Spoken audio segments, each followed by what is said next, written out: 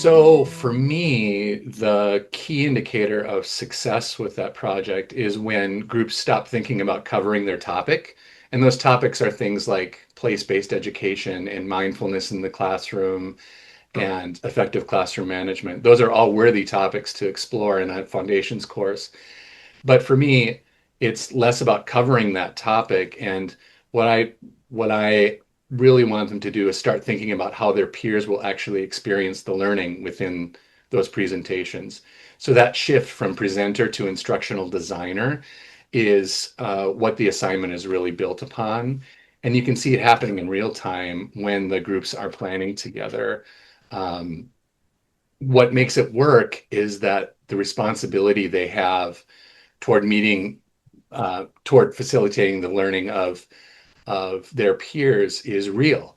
They're not presenting to me as their professor, they're facilitating for their peers and co-designing that learning experience using tools and frameworks that they've been building across the course. So that, for me, really changes the stakes in a productive way where there's genuine accountability to each other and to the other people in the room.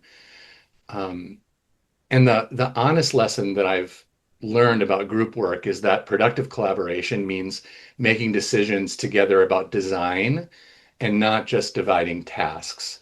So groups that split the content and reassemble it the night before produce qualitatively different work than groups that genuinely think through the design together.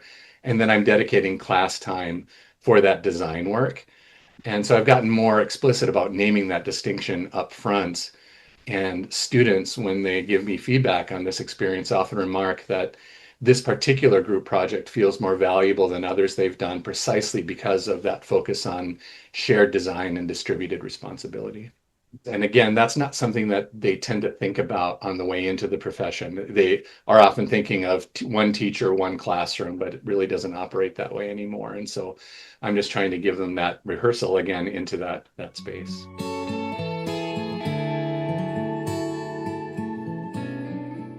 I asked them to report on not only their contributions and their group members' contributions, but I also survey them on their design process and talk to me about the way that this project came together, and ask them to do that as a group writing project during the or toward the end of their design work.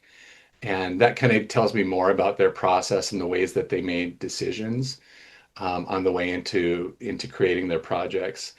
And then I asked them also to note what they noticed in terms of student learning and how the students with whom they worked, their peers, engaged in the work, and what particular instructional strategies were effective, and why, and which ones had a lot of promise but didn't quite reveal themselves to be as effective as they would like, and why.